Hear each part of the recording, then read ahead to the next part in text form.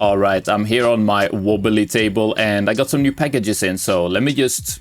Okay, so what do we have here? Obviously, to start, star of the show, Goldshell AL BOX at-home Alephium miner. Super profitable miner right now. You guys probably already know about it. It's that like high risk, high reward miner that I made a whole video on. By the way, if you want to learn more about the miner and kind of like the whole what goes into buying a miner like this and if you should buy it or not, I have a whole video about that, so I'll link that video at the end of this video and I guess down in the description as well. But this video is mostly going to focus on just setting this miner up and testing it. This is going to be a testing focused video. What pools does it work on? Does it work on unMineable? How much wattage does it actually pull at the wall? What, temperatures do the chips reach? How loud is it? All those kinds of stuff.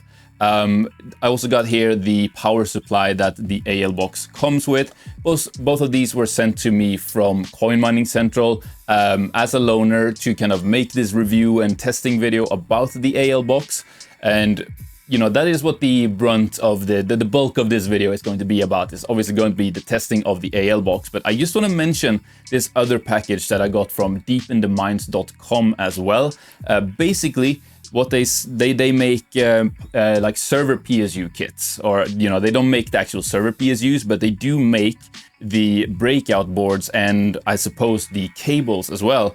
And basically what they told me is, we believe in our products so much and the way that they are manufactured just to like never fail. I don't know, he explained it to me in a very convincing way, but he said just like test our stuff and tell the people what you actually feel, because we believe in our products so strongly that you're gonna like them. So I was like, well, yeah, okay, I'll put them to the test. So obviously what people usually use these for would be stuff like powering GPUs in GPU mining rigs, but this kit also did come with the regular 6-pin to 6-pin cables, which would work for stuff like powering ASIC miners like these, home box miners like the AL box, or at least on paper they should. And that is what part of this video is going to be about, is going to be testing this, right? But of course they also did send me the regular sort of 6-pin from the breakout board to 8-pin PCIe cable for powering GPUs. So that is what this video is going to be about, just testing all of this stuff. This kit, I guess I will link down in the video description, as well as the AL box. I do have a discount code for the AL box, but before you just jump on this and buy it, please watch my video kind of explaining the whole high risk, high reward, situation of buying miners like these, because it is a very expensive miner and it is a very risky miner, and I do want you to take that into consideration before just buying something like this. But I do also have a discount code for it if you do feel like buying this miner is for you, and I'll put all of that down in the description. But with that out of the way, let's just jump into the testing. All right, so to start, I just have it hooked up to the stock PSU that comes with the miner. Got that plugged into the watt meter here, and I figured let's just turn it on and see what happens, I guess. So wish me luck. 3, 2, 1, let's go. All right. We are powered on.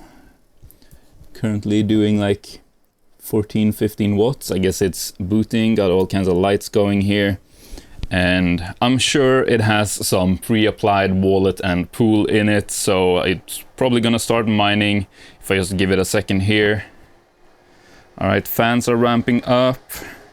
Don't worry, we're gonna check the sort of noise level with my decibel meter app in just a second here. Yeah, you can hear the fans spin up. Okay, so it took like 1 minute, less than a minute, and I assume we are up and mining now, because this thing is currently pulling, I don't know if you can see, I got the glare there, 173 watts at the wall. And let's check the noise level here real quick. Yeah, so this thing is basically whisper quiet. Let me show you the decibel meter here. If I stop talking, Yeah, you can see we're at 42 decibels, which is basically completely silent. And let me see, the temperature in here is 26 degrees Celsius. So I'll put on the screen, I guess, what that is in Fahrenheit.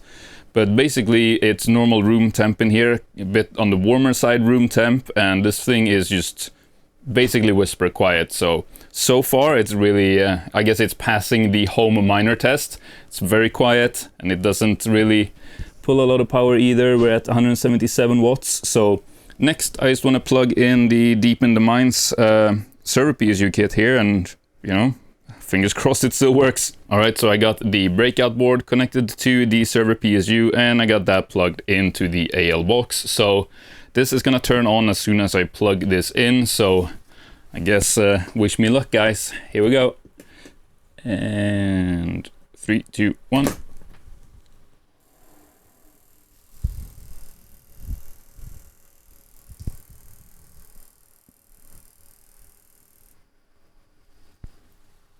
All right, we had a little bit of a weird noise there, but that seemed to have gone away, and now it looks like we're up and going. Yeah, we're going through the same sort of boot sequence here, it seems. Fans ramping up. And I guess I'll be with you in just a second. Okay, so I believe we are now up and mining. We are pulling ever so slightly more watts here, 185, but that is just down to this being a, you know, 1400 watt platinum rated PSU, where the efficiency, the peak efficiency of this is gonna be, you know, close to 80% of that 1400 watts, whereas, you know, we're barely at even 10% of what this PSU is capable of doing. Now, the big advantage in terms of just powering things like these box miners with server PSUs is, of course, that you could power, you know, 6 of these AL boxes with this server PSUs, while this included PSU could only power at most 2, because it only has the 4 cables coming out of it. But both still good options. This one, of course, more versatile, as you could also use this for whatever mining rigs you're building and other box miners. And noise level with the server PSU plugged in is basically the same if I just stop talking. Yeah, whisper quiet. And actually, as I was recording you some clips of the miner here, the power consumption dipped down to 172 with the server PSU powering it. So, I mean, I don't know. It did pull a little bit more power when, you know, initially plugged in, but did dip down to 172. I don't know if the, you know, stock PSU would have dipped down after a few minutes as well. But basically, it's pulling 172 watts now. That's the information I have here. But that's enough of this hardware side of things. I think now let's jump into the software side of things, and I'll show you how to set this up, and then we just start testing and see what pools this works with and chip temperatures and all of that good stuff. Okay, so let's set this thing up. And to do so, the very much easiest way is just to connect any sort of device. I got my computer here. You can do it on your phone as well, on the same network as your miner, and then just enter into your web browser find.goldshell.com, and you will be met by this, which should be a list of all the Goldshell miners that you have on that specific network. So as you can see here, I got my Goldshell AL box here, and to update it and enter my own pool settings and all of that, I just gotta click on the little cogwheel out here, and it will open up the local IP for my Goldshell AL box. It will be in Chinese, but don't worry, you can just change that up in the top right corner to English. And then to make any sort of changes to this miner, you just gotta unlock it by clicking the unlock button here. And the username is gonna be admin, and it will tell you what the password is on the first time you access it, which is just letters 1 through 9. So there we go, let's click that and unlock it. And we can now enter in our own mining settings and pool settings and wallet addresses and all of that. But as you can see, the miner is up and mining to, I guess, Goldshell's own wallet. If we look at the mining settings here, we can see that, yeah, this is what they have entered into the pool settings right here. So to add your own, you would just go and remove this. and then click on add and fill in all of your information here. Now, I'm not going to do that to start, because before I do that, I'm going to update the firmware on this thing. And to do that, you just want to come to the system page and scroll all the way down to the update section here. And this is where you update the firmware file that you get from Goldshell's website, or actually not Goldshell's website, Goldshell's GitHub. So I'm on Goldshell's GitHub here. And as you can see, we got the Alf miner here. It says update for AL box. So I'm just going to click on this, and it will have the Goldshell AL box 2.2.4, which is the firmware file that you want to be downloading. So I'm just going to download that by clicking on it and then clicking on the little download raw file button here and save that. Then I'm just going to come back into the Goldshell AL box dashboard here, and I'm going to click the little paperclip icon here to load the file. Like this. And then I'm going to click update, and it says it can take up to 5 minutes to do so. So I'm just gonna let this run, and I'll be back with you when it's done. All right, I believe that's finished. Let me go to the home screen here, and let's reload this. Yeah, we are now on the latest 2.2.4 firmware version. So let's get our mining pool and wallets set up in this mining dashboard here. And to do that, you just come to the miner tab here and click on add. And then you have some templates here, pre-made templates for the different pools. You can select DxPool, you can select Herominers, humpool, Vipor. I'm gonna start with just DxPool because I know that was the one that was in here from the start. So I'm just gonna double check that that will work, and then we'll move on to different ones from there. And I have this random donation address that I found, and I'm just gonna enter that as my wallet address, and then just say AL box as the miner name, and I believe password for DxPool is just X, and then we're gonna hit apply. And we can now see that since this little shovel turned green, that means we should be connected to this pool. So if I go to the home page here, the miner should start mining in a few seconds here. So I'll be right back with you if that happens. And yeah, that actually only took seconds for it to start hashing. And what I did was I opened up my pool dashboard on the DxPool website here, and the AL box has actually already showed up here. And it says status is active. However, it's not showing any hash rate yet, but it's literally been less than a minute. So, I mean, let me reload the page. Maybe something changes. No, I'm expecting this to take maybe 10 minutes or so before we start to see some actual hash rate show up here. All right, so while that's updating on the pool, I want to show you guys the secret debug menu that you can get into on these Goldshell miners. So just up here in the local IP address, just at the end of it, you type in debug and then hit enter. And you are greeted by this, where you can check a bunch of information about the miner that isn't necessarily available on the regular dashboard.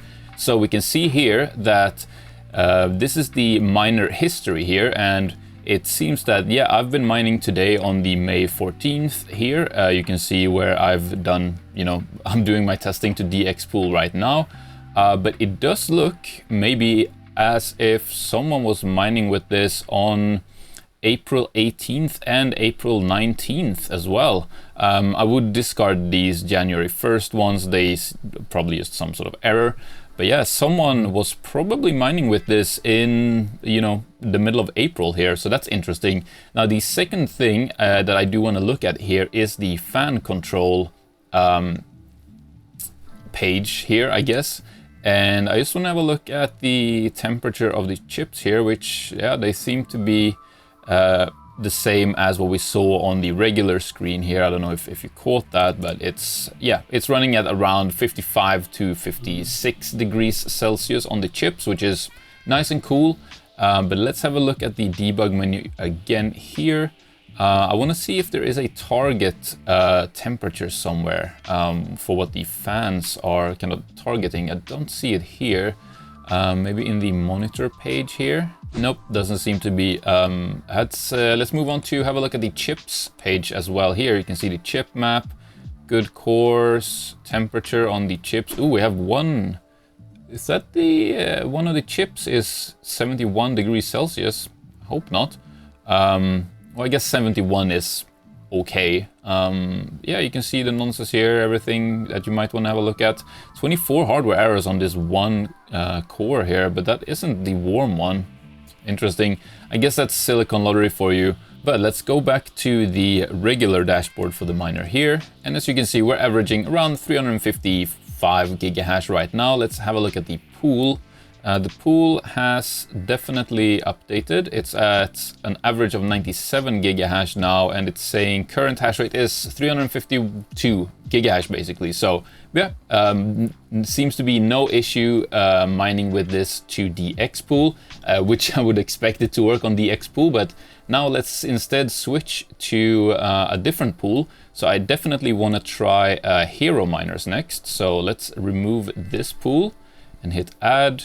Hit the Herominers preset here, and let's just enter our wallet address here, this donation wallet address, and the AL box for our miner name, and password should just be X, and let's hit apply, and let's see if this works. And yeah, it took about a minute or so, and the shovel icon here turned green. So I guess if we come back to the home screen here, we can see the average hash rate here has dipped down a little, I guess from when we were disconnected from our pools. But I'm going to open up the Herominers dashboard here and just come down on the website, enter the wallet address and hit look up. It might be too soon. No, it does seem like we are actually connected to the pool here. The AL box does show up. However, again, it's not showing any hash rate yet. I wouldn't expect it to. It's been maybe a minute or so. This usually takes at least 10 minutes to update. So I'm gonna give this a few minutes and then we'll check back. Okay, it's been about 10 minutes, and as you can see here, we had a little dip in our hash rate as we switched pools, but since then we've actually had a little higher hash rate since switching to Herominers.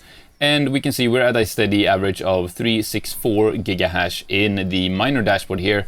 And that is also reflected on the pool here. If we scroll down, you can see our AL box is actually well below, above that at 406 gigahash right now. And you can see the average, the 1 hour average hash rate here is going up pretty quickly as well. So yeah, this miner definitely works on Herominers as well. Next, I want to try unMineable, and I don't know if this is gonna work. I doubt that it, well, I give it like a 50% chance of working. So let's just go into the miner dashboard again here. We are gonna remove our current pool setup on Herominers here, and I'm just gonna click add, and I've got the unMineable page here. So let's just say we're gonna mine Alephium on this miner, but get paid out in Bitcoin through unMineable. So let's just copy the sort of Alephium algorithm pool server address here from unMineable, and we are going to paste that in here as so. And for our mining name, we're just going to enter a donation Bitcoin address that I found with the prefix BTC, and then a period, and then just AL box. And if you want to lower your pool fee on unMineable and support the channel a tiny bit here as well, you can put hashtag 𝗧 at the end of your worker name for any mining rig or ASIC miner you are pointing to unMineable. And then I believe the password again will just be X. And we are going to hit apply, and let's see if this works, guys.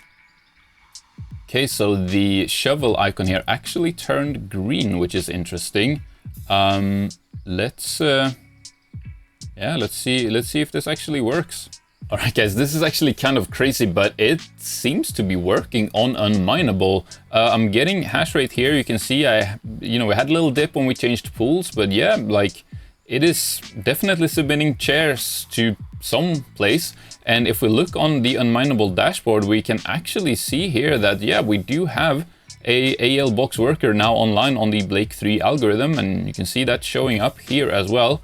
However, we have not made any Bitcoin yet, but also it's only been on here for a few seconds at this point. So I'll let this run for a while and I'll get back to you. All right, guys, I am so surprised. This thing seemed to just straight up work on unMineable.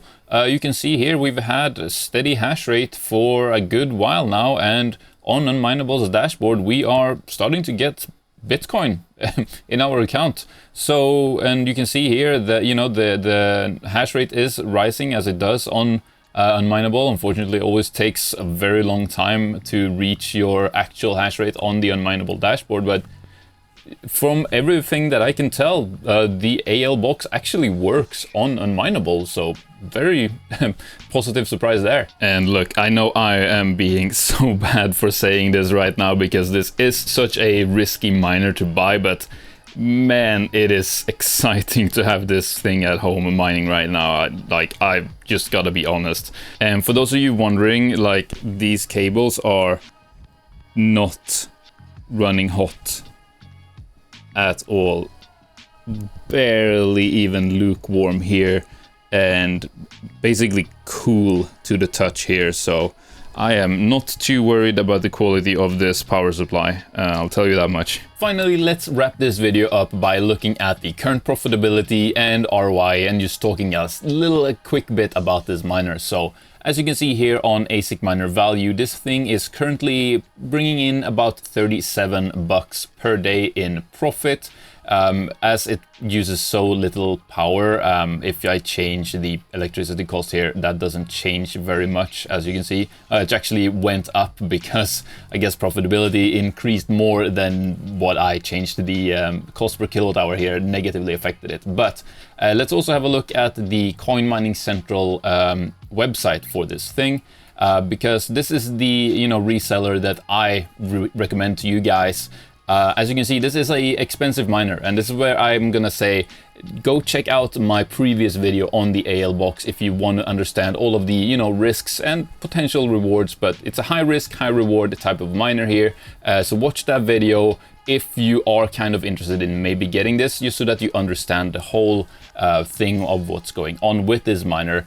As you can see, it costs about $9,000. However, it actually doesn't, because Coin Mining Central did give me a special code for you guys, where, as you can see here, that brings it down to $8,741 instead. And that code is just 𝗧-AL-BOX, spelled like that. You can see it on the screen there. And yeah, that's a big discount code for this miner. And if we do some quick and dirty math here, you know, it's $8,741, and it brings in, how much did we say here? $37.80 per day in profit. So that would be, divide that by this, and that is about 231 days to ROI with this miner. How many months is that? Let's find out. It's about 7.7 months, just under 8 months to ROI on this miner currently. Now, that is of course at today's Alephium price, which, you know, Alephium's price could go up, and, you know, then this would ROI quicker and you'd make more money mining with this thing. But it could also go the other way, where not only could Alephium's price go down, the network hash rate could also grow to the point where this thing is not even profitable anymore. You know, that is a possibility here, and that is why we're talking about high risk, high reward with this miner. It could stay profitable enough for long enough to make you a lot of money if you are lucky, or, you know, it could never ROI because more powerful miners come online on the network. There is one thing about this miner that I'm gonna bring up right here in this video, and that is, you know, there is a lot of speculation that bigger ASIC manufacturers like Bitmain or IB-Link, Ice River and so on will come out with their own Alephium ASIC miners in the near future, which would of course absolutely explode the network hash rate and bring down the profitability significantly of this miner. So that is one side of that coin, right? Then you have the other side of, you know, the coin, which is a lot of people have kind of noticed and are saying that every time Bitmain comes out with a new miner for a new coin, those coins very mysteriously seem to have significant price pumps just before those ASICs are released. So you could be a little cheeky here, I guess, and be like, well, if I get this Alephium miner now, stack a bunch of Alephium as much as I can with it, then wait for that Bitmain, you know, hypothetical price pump, and make out with a lot of profit. Of course, this is all hypothetical and speculation, and we can't know that that is going to happen. Maybe Bitmain doesn't release a miner for Alephium and network hash rate doesn't really spike up and you stay, you know, decently profitable with these AL boxes. Or Bitmain does come out with an Alephium miner and network hash rate absolutely explodes, making the AL box barely or maybe not even at all profitable anymore, but the price of Alephium skyrockets, so all the Alephium you've mined up until that point will be worth a heck of a lot. Or neither of that happens, and you know, we can't tell the future. I just wanted to bring that up here because, yeah, I wanted to bring that up here. Let's move on. But huge thank you to Coin Mining Central for sending me this miner to test it in this video. Over here I'll put my previous video on this miner that goes more in detail about the high risk, high reward thing that is going on with this miner. And below that I'll put another video on other hardware buying strategies for mining. So I'll see you there. Thanks for watching.